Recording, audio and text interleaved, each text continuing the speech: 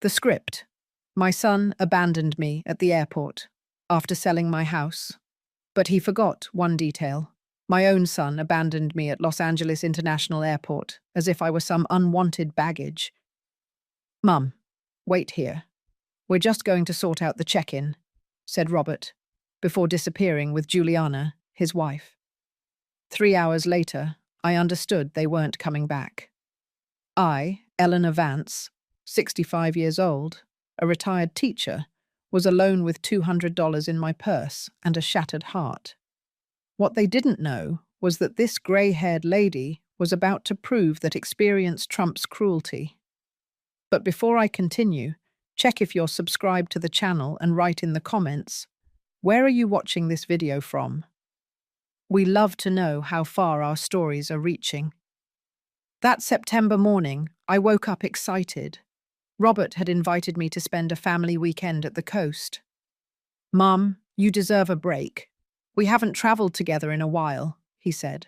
I packed my small suitcase and anxiously waited by the front door. When Robert's car pulled up, I noticed something strange in his and Juliana's behavior. Exchanged glances, suppressed smiles, whispered conversations. Is everything all right? I asked, trying to hide my unease. Sure, Mom, just running a little late, Robert replied, avoiding my gaze. On the way to what I thought was the shore, Juliana suggested a change of plans. Eleanor, we were thinking of giving you a surprise. What if, instead of the coast, we went to Miami Beach? You always wanted to see the Florida coast, right? My heart sped up. A trip on a plane? I haven't flown since my husband Charles passed away 5 years ago. That would be wonderful, I replied, genuinely happy with the idea. That's when I understood why we were going to the airport. Or at least, that's what I thought I understood. Mum, wait here with the suitcase. We're going to check in and we'll be right back, Robert said, pointing to a bench near the terminal entrance. You don't want me to come with you? I asked, confused. No need. Relax, we'll sort everything out super fast, Juliana replied with a smile that I now recognize as fake. They walked away, talking in low voices, and something inside me sounded an alarm, but I ignored it.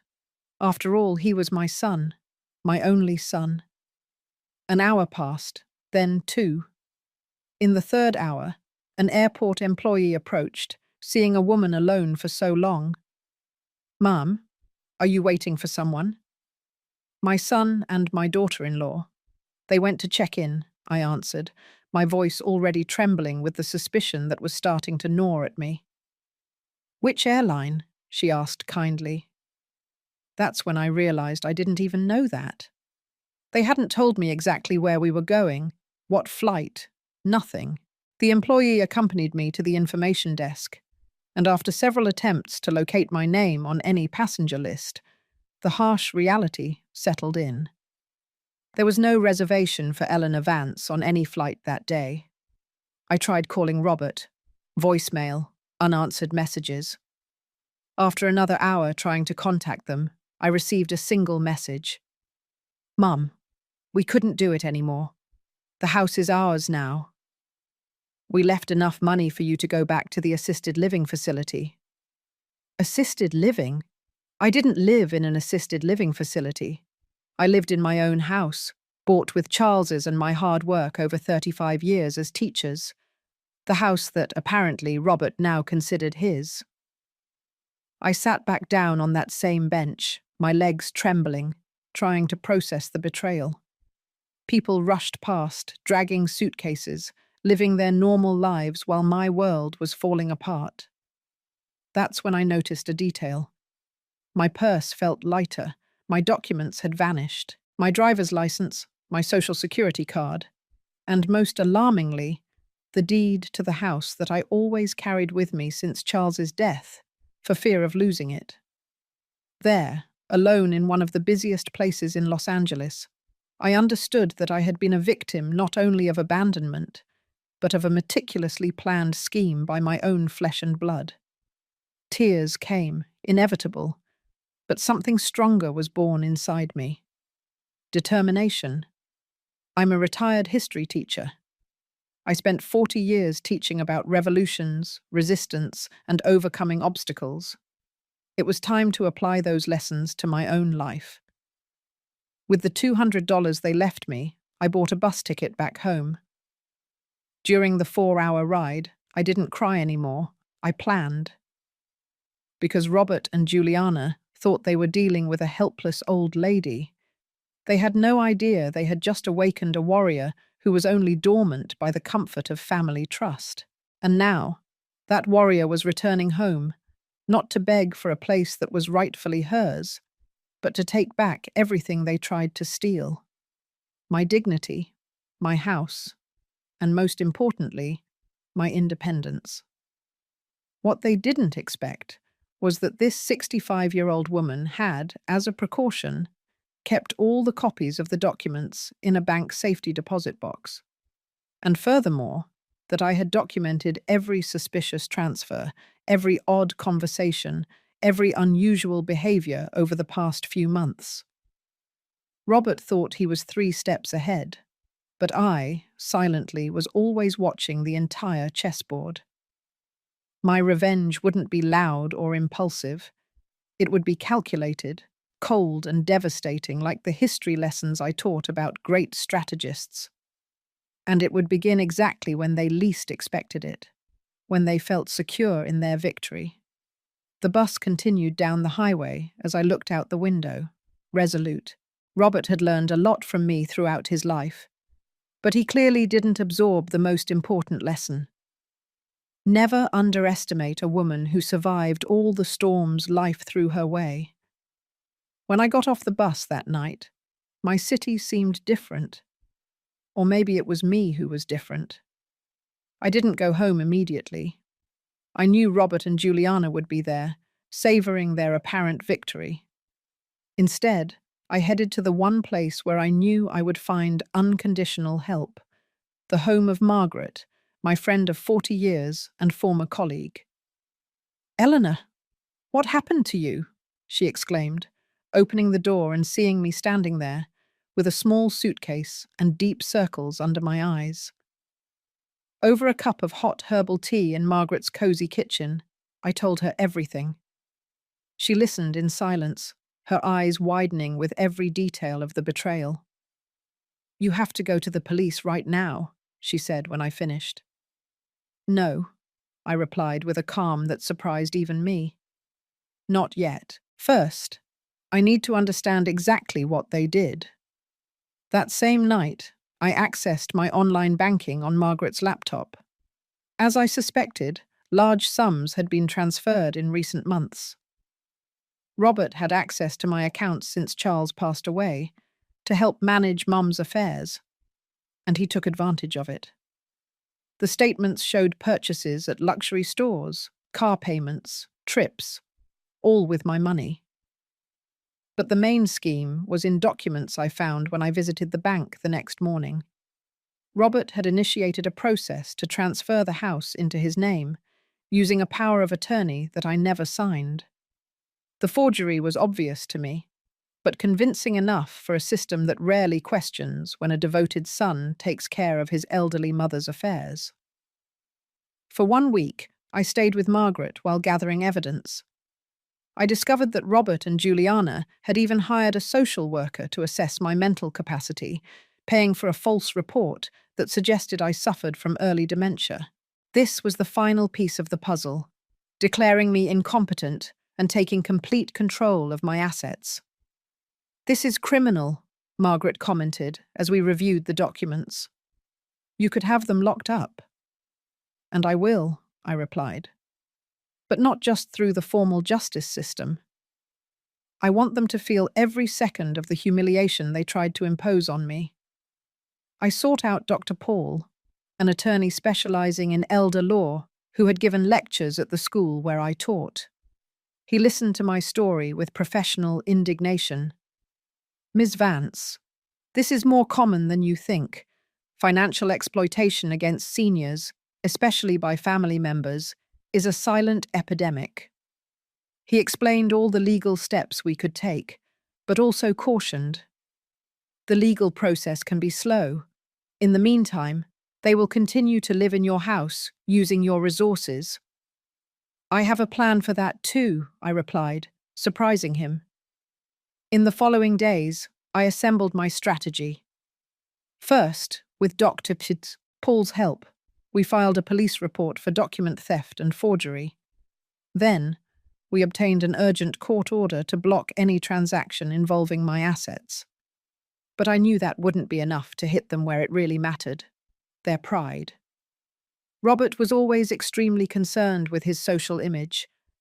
A graduate in business administration, he built a career as a manager at a respected company, carefully cultivating a reputation as an upright, family-dedicated man.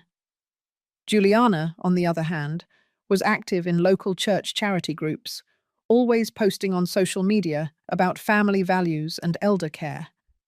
Their hypocrisy would be their own downfall. I started frequenting the same places they did. The supermarket where Juliana shopped, the coffee shop near Robert's work, even the church they attended on Sundays. I didn't confront them directly. I just made myself visible, disheveled, visibly confused. Exactly the image they wanted to construct of me. People started to notice. "Eleanor, how long has it been? I thought you were traveling, like Robert mentioned," said the supermarket cashier. "Traveling? No. I'm living with a friend because my son took my house," I replied with a naive air. Conversations like this multiplied throughout the small town. When someone asked me directly, I responded with simple facts, without direct accusations. I was abandoned at the airport. No, I don't know why. Yes, my documents vanished. No, I can't go back to my house right now. In 2 weeks, the first results appeared. Robert called me, furious. "What story are you spreading around town?" "What story, son? I'm just living my life." "People are asking questions at work. The pastor called me to talk. You have to stop this." "Stop what? Existing? Wasn't that what you wanted when you left me at the airport?" He hung up abruptly. 2 days later, Juliana showed up at Margaret's house. "Eleanor, this has to stop," she said without greeting me. "You're ruining our reputation." "How interesting," I replied calmly. "You're more worried about your reputation than the fact that you abandoned a 65-year-old woman at an airport without documents." "It was Robert's idea," she exclaimed, revealing the first crack in the couple. "I said it was too much, that just transferring the house was enough." "So you admit to the fraudulent transfer?" Her face paled as she realized her mistake. "It wasn't exactly like that." "It was exactly like that, Juliana, and I have enough proof to show that to any judge or pastor or your friends at the charity." She left hurriedly, but I knew the seed of discord was planted. The plan was working. The third phase of my strategy involved my former students. As a teacher for 4 decades, I had educated generations in the city. Many now held influential positions. There were journalists, lawyers, public officials, and business owners. I organized a reunion coffee hour at Margaret's house. 20 former students attended, eager to see their beloved teacher again. Amidst apple pie and memories, I naturally shared my situation. "I don't want to hurt my son," I explained with genuine tears. "I just want to understand why this happened and get back what is mine by right." The effect was immediate. Claudia, editor of the local newspaper, asked to do a story about financial exploitation against seniors. Mark, manager of the bank where Robert had an account, offered to check for irregularities. Teresa, a legitimate social worker, promised to make a truthful report about my mental capacity. The support network I built throughout my life was now mobilizing around me, not for revenge, but for justice. And for the first time since the abandonment at the airport, I felt I was not alone in this battle. The next morning, I received an unexpected call. It was Martha, Robert's mother-in-law and Juliana's mother. "Eleanor, I need to see you. There are things you need to know." The meeting with Martha was revealing. We met at a small cafe downtown, away from the curious eyes of Robert and Juliana's acquaintances. "I never approved of what they planned," she began, her hands trembling as she held her coffee cup. "Juliana told me everything a few months ago, thinking I would support her. How could I support something so cruel?" Martha then unraveled a story that, though painful, finally made sense. Robert was deeply in debt. Risky investments, a lifestyle beyond his means, credit cards maxed out. The easiest solution, in his mind, was my house, valued at more than $800,000 and mortgage-free. "The initial plan was to convince you to sell and live with them," Martha explained. "When they realized you would never agree, they decided on something more drastic. Why didn't you tell me sooner?" "I tried to talk them out of it, I swear. When I learned they were really going through with it, I called you that morning, but Robert answered your cell phone. He said you were heading out for a drive and you would call me later." I felt a chill remembering that, in fact, I hadn't found my cell phone that morning. Robert said I must have left it at home and that there was no time to look. After I found out what happened, I was sick with worry, but I was afraid of getting more involved, of making things worse. When I saw yesterday's newspaper story, I knew I needed to talk to you. The article Claudia wrote, while not citing names, clearly described a case of financial exploitation against a respected local educator. The community was outraged. "Juliana is a wreck," Martha continued. "They're fighting constantly. Robert blames her for talking to me. She blames him for the whole idea. But the worst is what they did with the house." "What about the house?" I asked, feeling my heart pound. "They've already spent almost all the money from the mortgage they took out." "Mortgage? But the transfer hasn't even been finalized." "They used fraudulent documents, Eleanor. A complicated scheme with a dishonest notary from another city. They secured a mortgage of $500,000 against the property." I felt the blood run cold. They hadn't just tried to steal my house. They had already financially compromised it. Dr. Paul had warned me about that possibility, but I hadn't imagined they could act so fast. "Where is the money now?" "Part went to pay off debts, part for a new car for Robert, part for renovations on the house, your house. The rest, honestly, I don't know." I left that meeting with a mix of shock and renewed determination. I immediately called Dr. Paul. "We need to act now," he said after hearing the new information. "We're going to the judge today with a request for search and seizure. We have enough evidence of documented fraud." The next 24 hours were a whirlwind. The judge, sympathetic to the case and impressed with the amount of evidence we had collected, issued not only the search and seizure order, but also an emergency eviction notice against Robert and Juliana. "It's not common in family cases," Dr. Paul explained, but the judge understood there was a risk of complete dissipation of assets and irreparable harm.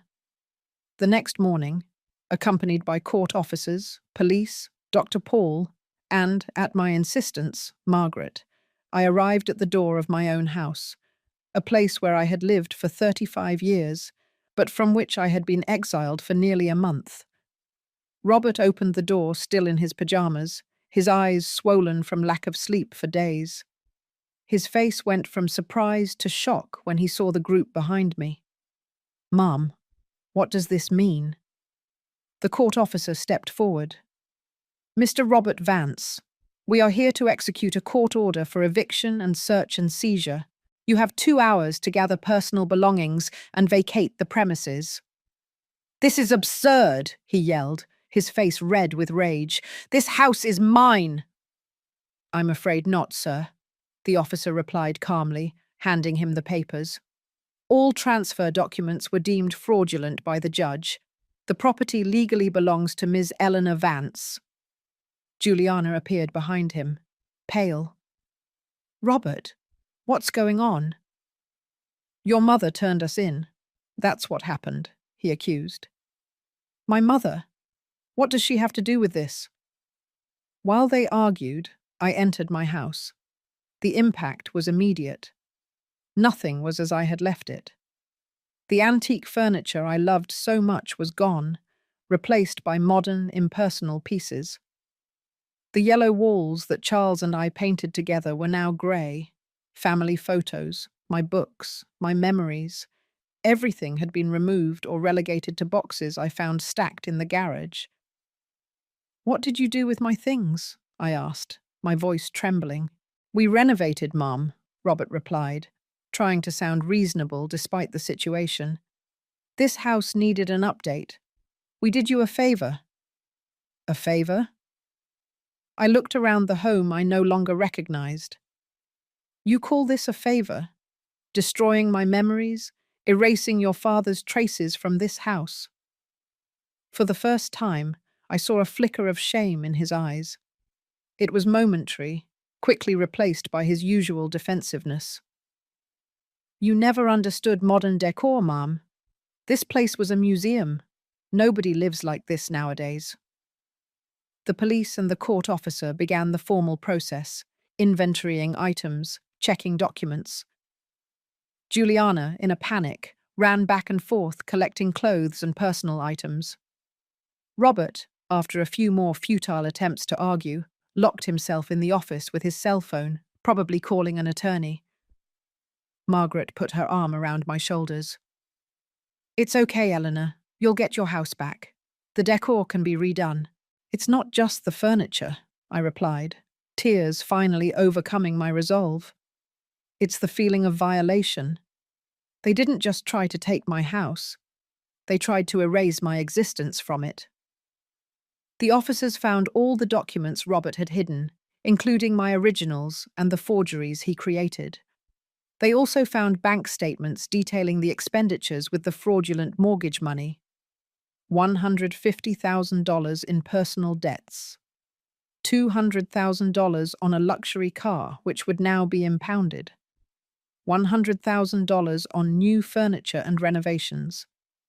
And $50,000 in a freshly opened account in the Bahamas. 2 hours later, as stipulated in the court order, Robert and Juliana left, carrying only suitcases with clothes and personal articles. The new car was towed. The furniture would remain until the complete resolution of the process, as it was technically bought with fraudulently obtained money against my property. This won't be the end of it, Robert threatened as he left. You're going to regret this, Mother. I already regret it, son, I replied with surprising calm. I regret not realizing sooner what was happening. I regret blindly trusting you. But most of all, I regret failing as a mother to the point where you thought it acceptable to do this to the person who gave you life. He didn't respond. With one last look of disdain, he got into the taxi where Juliana was already waiting, crying.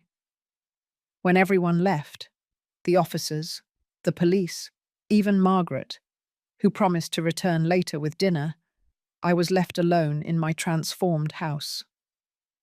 I sat on the unfamiliar sofa and cried. I cried for the lost time, for the betrayed trust, for the years of memories they tried to wipe from the walls. But mostly I cried for the son I thought I had raised versus the man he revealed himself to be. After exhausting my tears, I got up and started exploring every corner of the house, remembering how it was before, planning how it would be again. In what was Robert's room as a teenager, I found the boxes with the family albums they didn't have the heart to throw away. I sat on the floor, flipping through photos of a smiling boy I once knew, trying to understand where everything went wrong. That's when I found, tucked between the pages of an old album, a yellowed envelope addressed to me in Charles's unmistakable handwriting. My husband, ever so cautious, had left a letter I never knew existed, probably hidden by Robert as soon as he found it. With trembling hands, I opened the envelope and began to read words written 5 years ago, but which seemed painfully prophetic for the current moment. My dearest Eleanor, if you are reading this letter, it means I have passed on and something serious has happened for you to find it. I hope it was by chance during a nostalgic cleaning and not out of necessity, but I know our son better than you think, and I fear that one day this letter may be needed. Robert was always ambitious since he was a child. Do you remember how he counted the coins in his piggy bank every night? How fascinated he was with the big houses when we drove through the rich neighborhoods? At first, we found it admirable, a child with vision, determination. But over the years, I saw something that you, with your mother's heart, perhaps refused to see. His ambition had no ethical limits. The small signs were there. The money that disappeared from your purse. The lies about grades in school. The way he treated less fortunate classmates. I tried to correct him, but you always thought I was too harsh. He's just a boy, you'd say. But boys grow up, Eleanor, and they become the men we mold. In the last few years, Robert sought me out several times to discuss succession planning, as he called it. He wanted to know the exact value of the house, the savings, the insurance policies. At first, I believed it was legitimate concern for our well-being. Then I realized it was calculation. That's why I took some precautions you don't know about. First, I registered everything exclusively in your name after my retirement. The house, the car, the savings, everything is registered only as yours, not ours. This prevents half of it from automatically going to Robert as my inheritance. Second, I opened an account in your name at the Security Bank, Central Branch, which Robert doesn't know about. I transferred a significant amount there. Not everything, as that would arouse suspicion, but enough to guarantee your independence in case something happens. The password is our wedding anniversary, followed by the code we used on the door of the teacher's lounge. Remember? Third, and perhaps most importantly, I discreetly hired Dr. Paul Mendez to be your attorney in case of need. He has copies of all important documents and instructions to help you if Robert tries anything. His number is engraved on that wooden keychain I gave you on our last anniversary. It's not just decorative. Eleanor, I know you're wondering why I never told you about these suspicions. The truth is, I wasn't sure, and the idea of poisoning your relationship with our only child seemed too cruel. Maybe I'm wrong. Maybe Robert is exactly the loving son you believe he is, and this letter will never be necessary. I prayed that would be the case. But if you are reading this in a moment of crisis, you should know that you are not alone. You are always stronger than you think, Eleanor.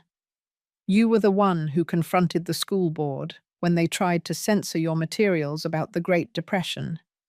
You were the one who organized the '89 strike that secured our rights. You were the one who educated generations of young people to think critically.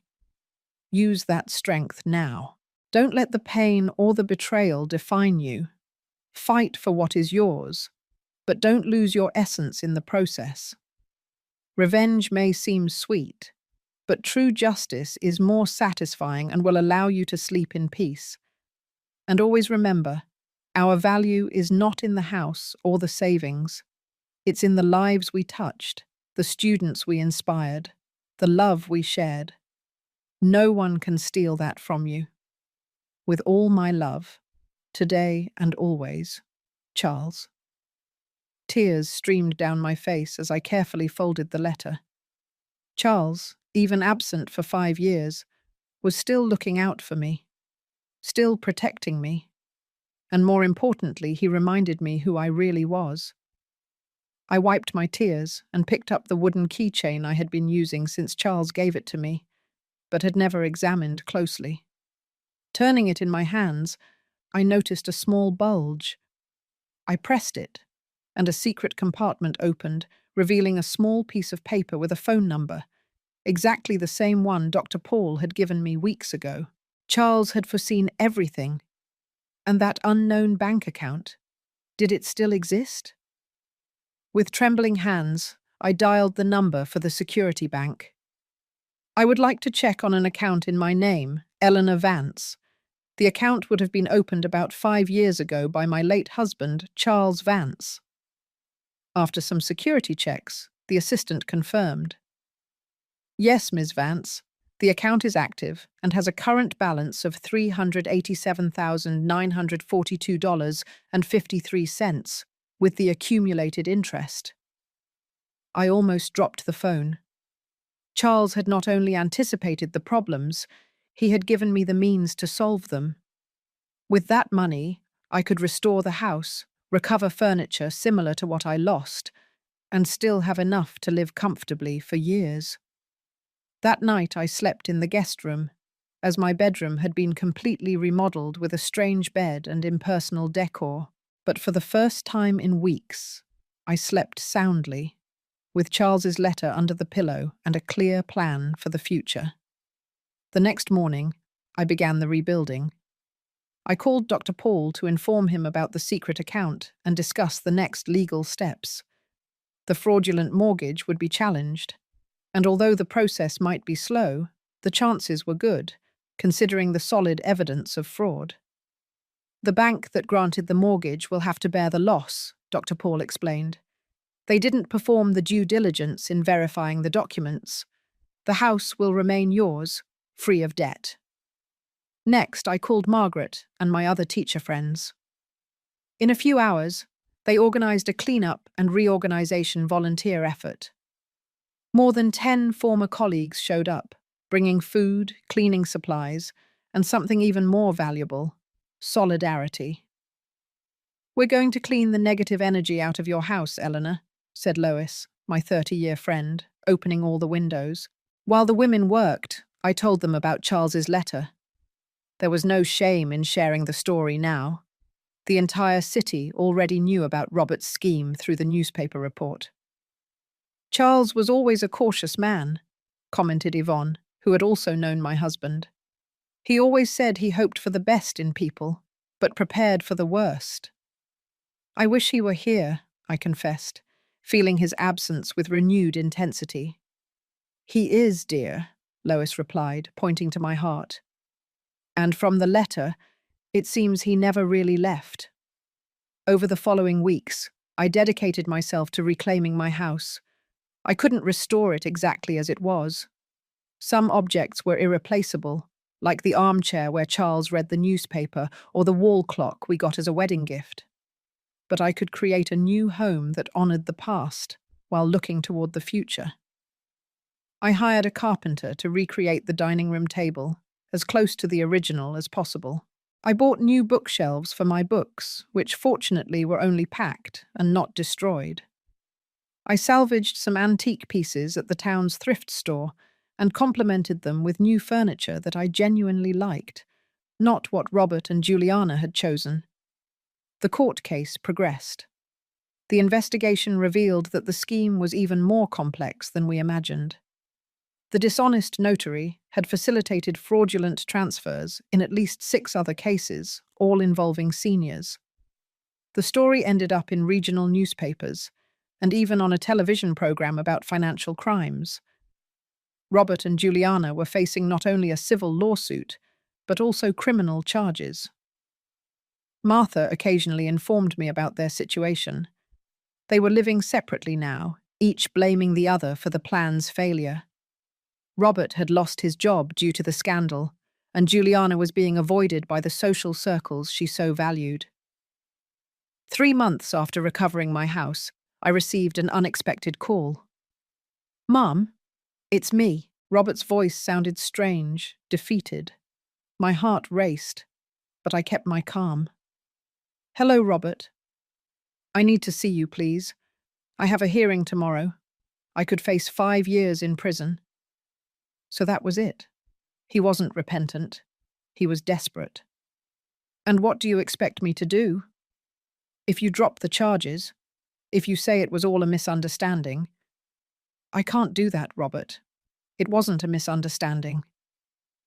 Silence on the line. Then, for God's sake, Mother, I'm your son. Are you going to let your only son go to jail? The question hung in the air for a few moments. I almost gave in. The maternal instinct is powerful.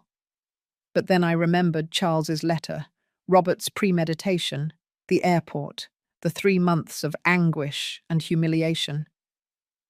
Did you think about that when you abandoned me at the airport? When you forged my signature? When you planned to send me to an assisted living facility? I wasn't thinking straight.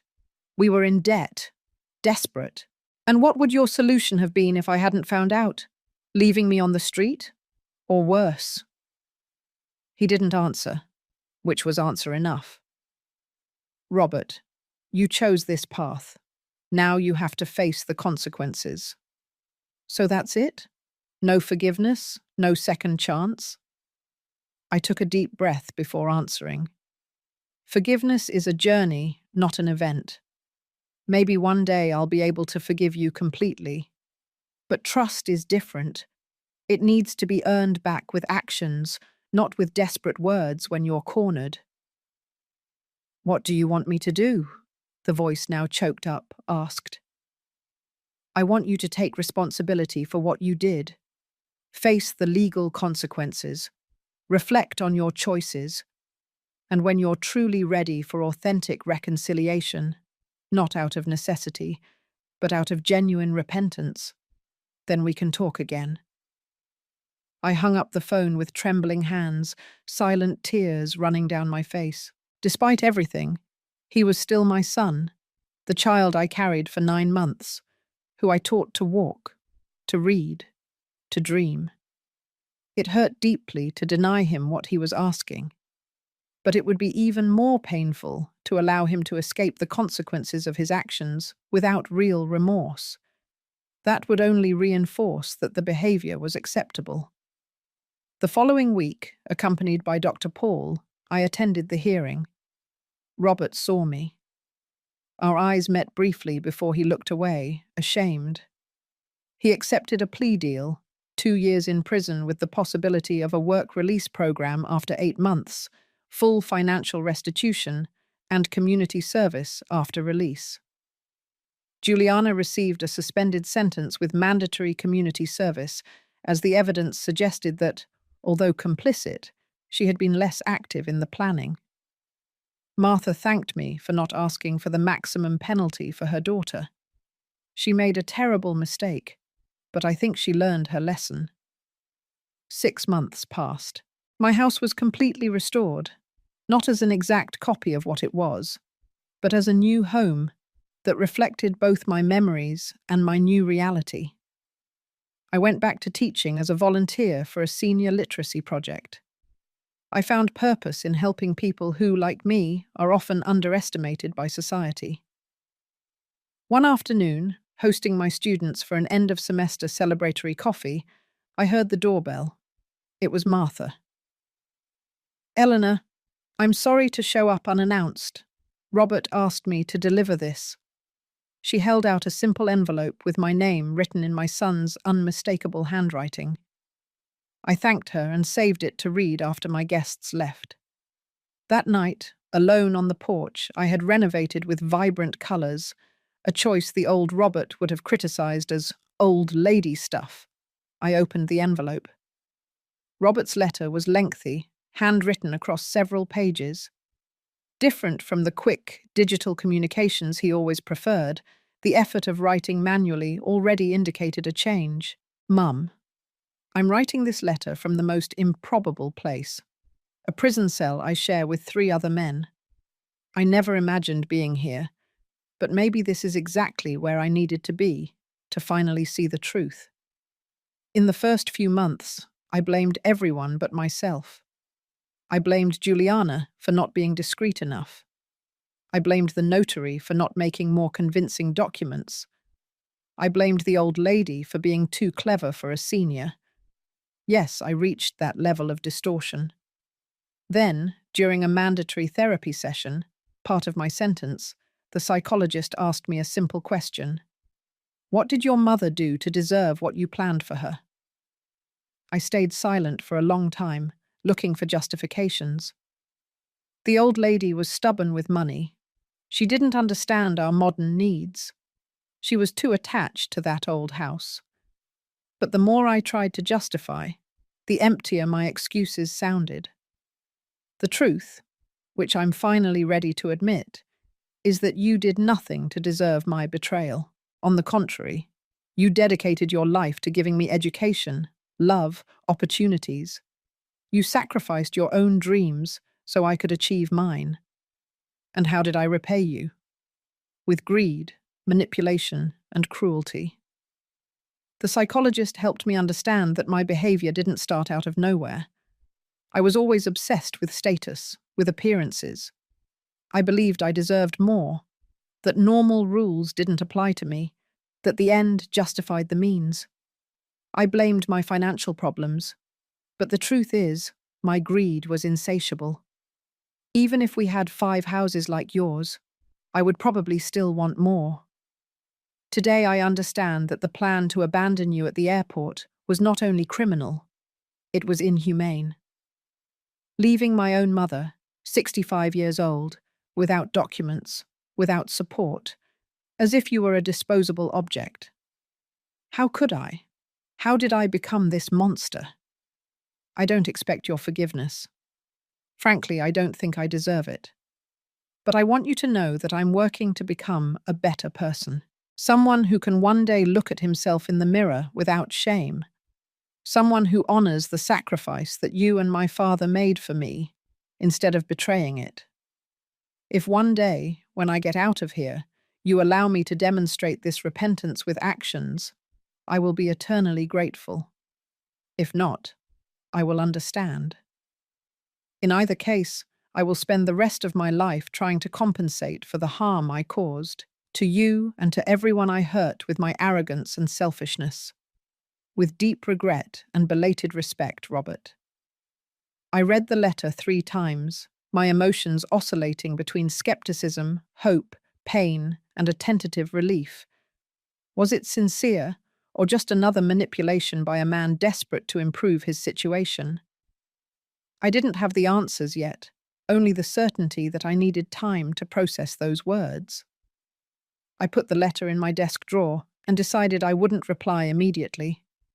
Time would tell if Robert's repentance was genuine. In the following weeks, I received 2 more letters from him.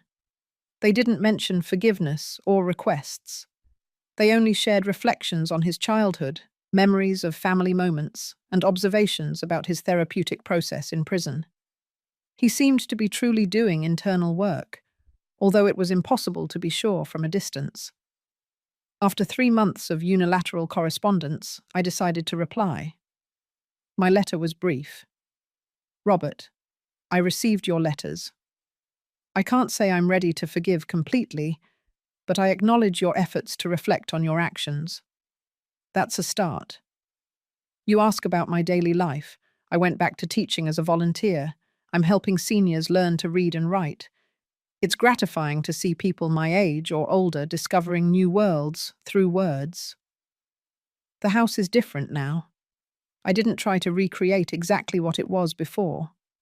Some things, when broken, don't return to their original shape.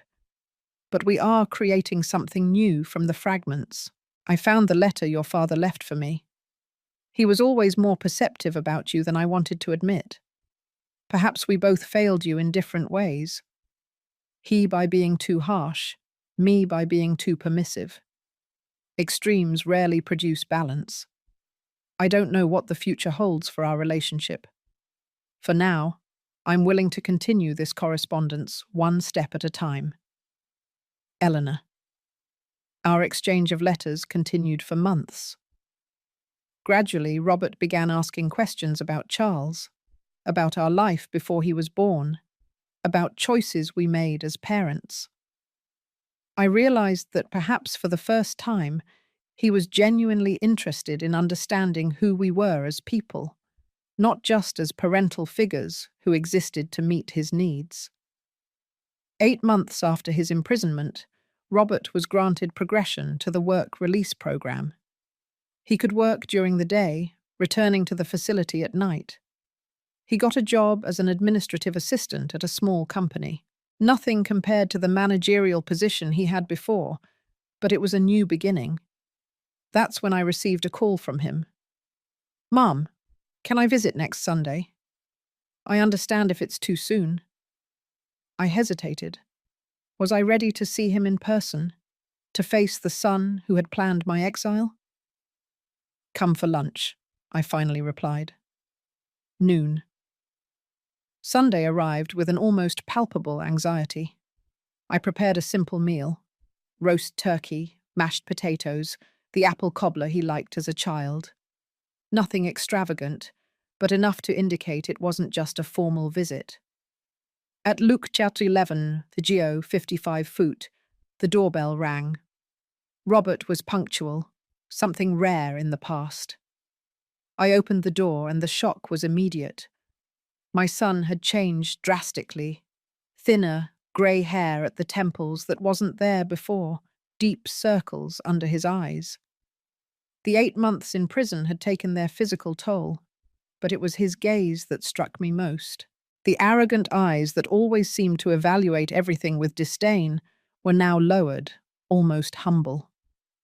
"Hello, Mum," he said simply, without attempting a hug, respecting the space I hadn't yet offered. "Come in, Robert." He followed me to the living room, looking around curiously. The house is different, more colourful. Yes, I decided it was time for a change. "It suits you. You always liked bright colours. I remember your teacher outfits." This comment surprised me. Robert rarely noticed details about me. Lunch started tensely, with superficial conversations about the weather, the news, my volunteer work. We avoided the elephant in the room. Everything that had happened, everything we still needed to process. It was Robert who finally broke the barrier. "Mum, I know words aren't enough, but I need to tell you in person. I am so sorry, deeply, truly remorseful." I put my silverware down on the table, watching him closely. "Why, Robert? That's what I never understood. Why go to such an extreme? You could have asked for financial help. You could have been honest about your difficulties."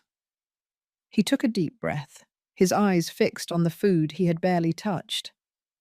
It wasn't just about money, although I convinced myself of that at the time. It was pride, shame. I couldn't admit I had failed financially, that I had made bad decisions.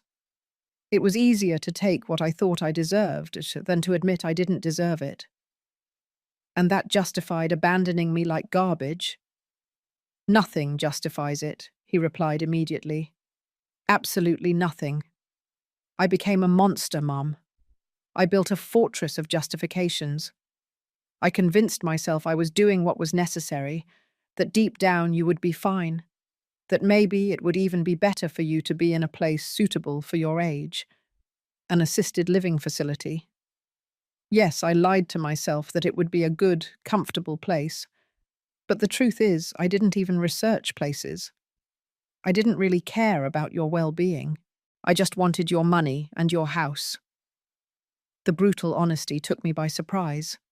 There were no more excuses, just the raw truth. "What changed, Robert? How do I know this isn't just another plan?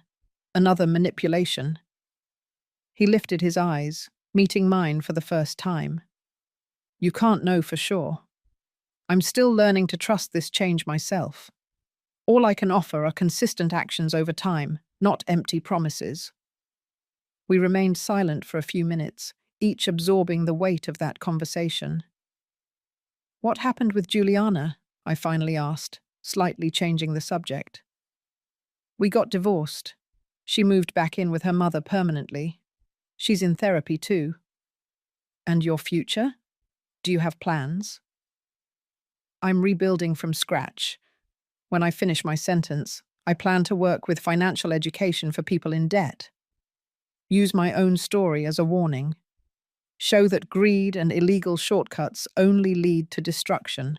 I nodded, still cautious, but noticing the absence of grandiosity in his plans. A good sign. The old Robert would have talked about rebuilding an empire, about proving to everyone that he was still successful. As he was about to leave, at the end of the afternoon, he stopped at the door. "Mum, I don't expect to return to our old relationship. I know I broke something precious and irreplaceable. But if you allow me, I'd like to build something new, not as a demanding son, but as one person who respects another person, one step at a time." "One step at a time," I agreed. "That's all I can offer right now." He nodded, accepting those limited terms with a humility he had never shown before. In the following months, Robert kept his word. Bi-weekly visits, always respectful, always maintaining appropriate emotional distance. Small gestures, fixing a leaky faucet, helping to carry heavy groceries, without demanding recognition or gratitude. He started attending a support group for people with compulsive financial behavior. He started an anonymous blog, sharing his recovery journey and warning about the dangers of uncontrolled greed. 1 year after his definitive release, I received an unexpected invitation. Robert had organized a graduation ceremony for the seniors in the literacy project where I volunteered. He secured donations from local businesses, organized a small cocktail reception, printed certificates, even a volunteer photographer. "Why?" I asked when he told me about the surprise. "Because your work matters. Because these people deserve recognition. Because I want to support what is important to you, without taking it for myself, without controlling it, just contributing." The ceremony was a success. 20 seniors, between 70 and 92 years old, receiving their literacy certificates. Many crying because they could finally read and write. Robert remained discreetly backstage, helping with logistics, never seeking credit or attention. At the end of the night, as the guests were leaving, I found him organizing the chairs. "Thank you for this," I said sincerely. "It meant a lot to them, and to me." "It was my pleasure, Mum. Watching you teach is inspiring. It always was." A small spark of genuine reconnection ignited between us at that moment. Not complete forgiveness, not unrestricted trust. Those, perhaps, would never return entirely. But something new and fragile was beginning to grow in the rubble of what we had lost. Today, 3 years after the fateful abandonment at the airport, our relationship continues to evolve.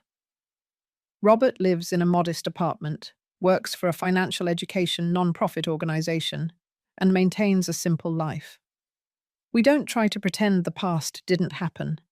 It's always present, like a scar that occasionally aches when the weather changes. But we learned to build something around that scar. Not a traditional mother-son relationship, but a connection between two adults who recognize both the damage and the possibility of healing. As for me, that woman abandoned at the airport with $200 in her purse no longer exists. In her place is a 68-year-old woman who discovered her own strength, who rebuilt her life on her own terms, who learned that even in the greatest betrayals, there can be seeds of transformation. My house is now truly mine, not just legally, but spiritually. Every corner reflects my choices, my tastes, my stories. Charles's photographs remain on the walls, but there are also new paintings, from trips I took alone, from celebrations with my senior students, from moments that represent my rediscovered independence. And on my nightstand, I keep 2 letters. One from Charles, reminding me that I was always stronger than I thought, and one from Robert, a reminder that even the most damaged relationships can find new paths, if there is the courage to face the truth and the persistence to rebuild brick by brick. The betrayal never completely disappears. It becomes part of the story, a painful but instructive chapter. And perhaps that is the greatest lesson I learned. Our value is not in never falling, but in how we get up after the fall. It's not in never being betrayed, but in how we rebuild our dignity despite the betrayal. Now, if you liked this story, click to subscribe and tell me in the comments what part left you speechless. Oh, and don't forget to become a member for access to exclusive videos that I don't post here. I'll see you there.